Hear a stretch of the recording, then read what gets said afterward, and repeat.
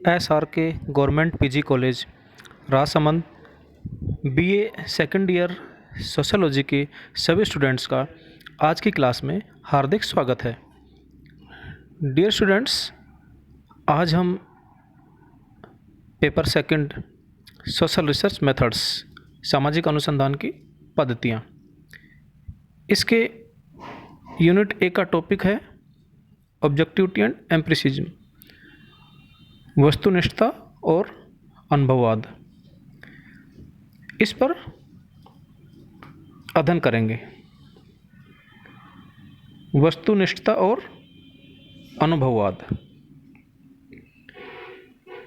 इनका जो मूल अर्थ है वो क्या है और दोनों में क्या डिफरेंस है, दोनों को जानने के बाद हम इसका डिफरेंस जानेंगे। तो पहले चर्चा करेंगे वस्तुनिष्ठता पर, ऑब्जेक्टिविटी।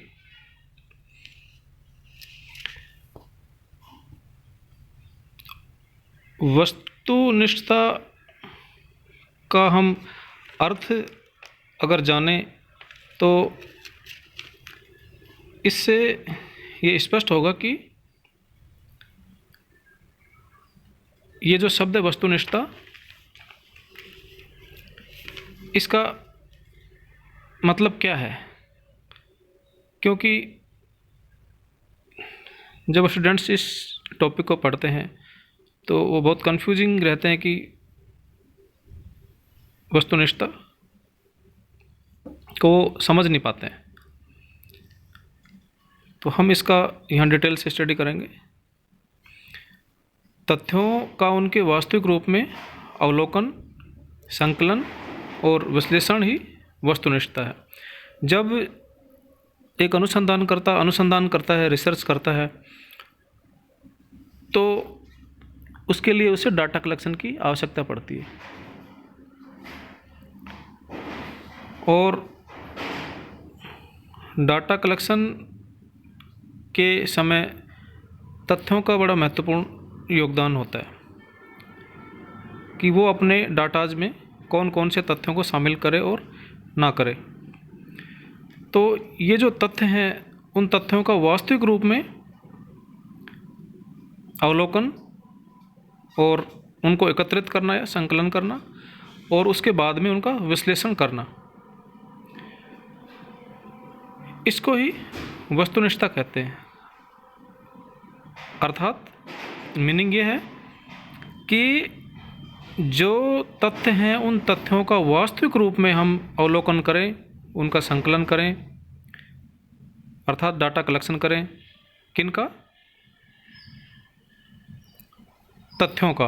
और वो तथ्य क्या होने चाहिए? वास्तविक रूप में होने चाहिए। अगर हम वास्तविक रूप में उन तथ्यों का अवलोकन करते हैं, उनको एकत्रित करते हैं और उनका विश्लेषण करते हैं, तो ही हम कह सकते हैं कि अनुसंधान में वस्तुनिष्ठता बनी हुई है। सामाजिक घटना को वास्तविक या यथार्थ रूप में देखना और उसी के रूप में उसको व्यक्त करना, ये वस्तुनिष्ठता है।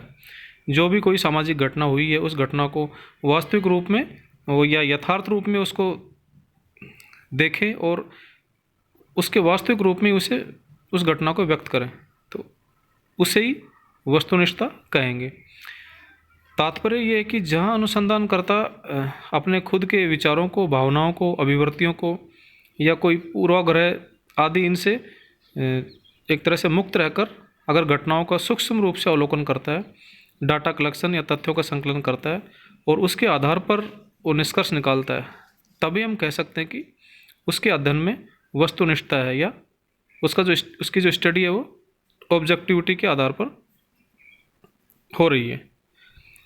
अब चाहे उसके जो निष्कर्ष हैं, वो जो अध्ययन कर रहा है अनुसंधान करता ऑब्जेक्टिविटी को ध्यान में रखते हुए, उसके आधार पर जो निष्कर्ष हैं वो अच्छे हों या बुरे हों, चाहे वो अनुचित हों या उचित हों,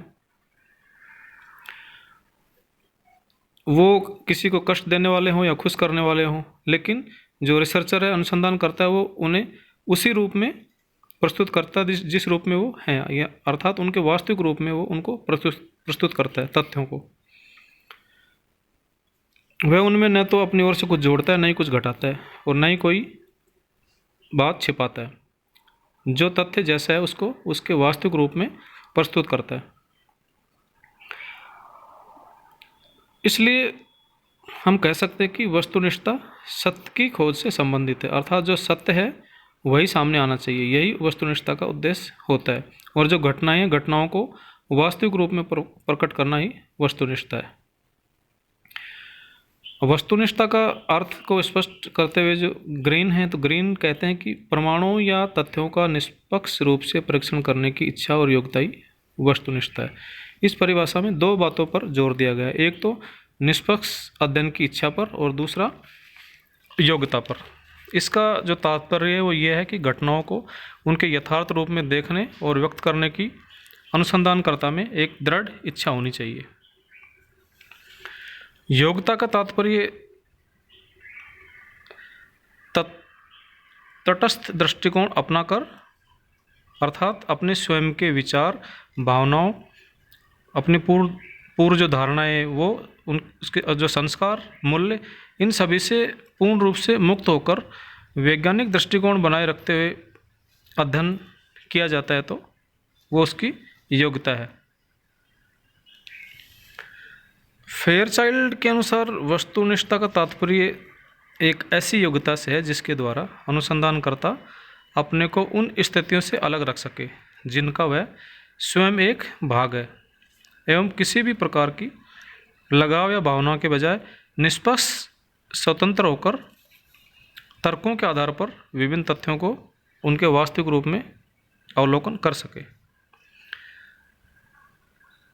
इन जो दोनों ही परिभाषाएं हैं, फेयरचाइल्ड की और जो दूसरी है ग्रीन, तो फेयरचाइल्ड और ग्रीन ने जो अपनी परिभाषाओं में वस्तुनिष्ठता के बारे में बताया, उसके आधार पर हम ये कह सकते हैं कि निष्पक्ष रहकर घटनाओं को उनके यथार्थ रूप में देखना और ठीक उसी रूप में उनका चित्रण करना ही वस्तुनिष्ठता या ऑब्जेक्टिविटी है। जो अनुसंधान करता है या अध्ययन करता है उसको पक्षपात रहित दृष्टिकोण, यथार्थ अवलोकन और तथ्यों का उनके वास्तविक रूप में विश्लेषण और प्रस्तुतिकरण करना वस्तुनिष्ठता का एक मूल आधार है। तो वस्तुनिष्ठता क्लियर है कि वस्तुनिष्ठता उसे कहेंगे जब अनुसंधानकर्ता अपने अनुसंधान में तथ्यों का उनके वास्तविक रूप में अवलोकन करता है, तथ्यों का उनके वास्तविक रूप में संकलन करता है या एकत्रित करता है, और तथ्यों का उनके वास्तविक रूप में विश्लेषण करता है। इसे ही हम कहते हैं वस्तुनिष्ठता या ऑब्जेक्टिविटी। इसमें वो स्वयं के विचारों, भावनाओं को कोई स्थान नहीं देता, जो तथ्य जैसा है उसको उसी रूप में प्रस्तुत करता है, चाहे उसके निष्कर्ष अच्छे हों या बुरे हों। तो इस प्रकार से क्लियर हुआ ऑब्जेक्टिविटी, वस्तुनिष्ठता। अब नेक्स्ट हम विचार करेंगे अनुभववाद पर। एम्पिरिसिज्म, अनुभववाद। अनुभविक पद्धति से निर्मित वाद को अनुभववाद की संज्ञा दी जाती है। अनुभववाद उस दार्शनिक सिद्धांत का प्रतिनिधित्व करता है जिसके अनुसार ये माना जाता है कि सभी मानवीय ज्ञान अनुभव से प्राप्त होते हैं। अर्थात जो अनुभववाद है, और अनुभववाद उस दार्शनिक सिद्धांत का प्रतिनिधित्व करता है, किसका, कि जिसके अनुसार ये माना जाता है कि सभी मानवीय ज्ञान अनुभव से प्राप्त होते हैं। अनुभववाद इस मान्यता पर आधारित है कि वास्तविकता वही है जिसका अनुभव इंद्रियों के द्वारा किया जा सके, तथा वैज्ञानिक रूप से अंतिम जांच इंद्रिय अनुभव ही है। इस विधि में डाटा कलेक्शन के लिए एक प्रशिक्षित और योग्य अवलोकनकर्ता की आवश्यकता पड़ती है। अनुभववाद का एक अर्थ यह है कि यह अपने चरम स्वरूप में वैज्ञानिक शोध में सैद्धांतिक मॉडल और धारणाओं को नकारता है तथा क्रियात्मक परिभाषाओं और चरों के सांख्यिकी सहसंबंधों पर बल देता है। अनुभववादी सामान्य जीवन के तथ्यों और अंतः संबंधों का अध्ययन सैद्धांतिक अमूर्तता और मान्यताओं के बिना इंद्रिय अनुभव के आधार पर करने का प्रयत्न करते हैं। अनुभववाद तर्कवाद का विरोधी है क्योंकि इसमें बौद्धिकतावाद पर विशेष बल दिया जाता है। अनुभववाद एक सिद्धांत के रूप में ज्ञान अर्जन करने का माध्यम इंद्रियों को मानता है, अर्थात अनुभववाद में इंद्रियों को अधिक महत्व दिया जाता है। इंद्रियों के माध्यम से ही ज्ञान का अर्जन अनुभववाद के अंतर्गत किया जाता है। अब अनुभववाद इंद्रियजन्य अनुभव पर आधारित है, अर्थात जिन सामाजिक घटनाओं, तथ्यों और व्यवहारों का अध्ययन ज्ञानेंद्रियों के द्वारा संभव है, वे ही इस अध्ययन पद्धति या अनुभववाद के क्षेत्र में आते हैं। जिन सामाजिक घटनाओं का अध्ययन या सामाजिक तथ्यों या व्यवहारों का अध्ययन ज्ञानेंद्रियों के द्वारा संभव है, वे अध्ययन ही इस अध्ययन पद्धति या अनुभववाद के क्षेत्र में आते हैं। अनुभववाद विशुद्ध जो सैद्धांतिक मान्यताएं हैं उनको स्वीकार नहीं करता। जो प्योर जो थ्योरीज हैं, थ्योरीज की जो मान्यताएं हैं, उनको ये एक्सेप्ट नहीं करता। जैसे एक समाजशास्त्रीय जो प्रस्तावना ये है कि जो गरीबी है वो अपराध को जन्म देती है। ऐसा अधिकतर आपने सुना होगा। लोग ये कहते हैं कि अपराध जो किया गया है अपराधी के द्वारा, वो इसलिए किया गया है कि वो गरीबी से परेशान होकर उसने ऐसा अपराध किया है।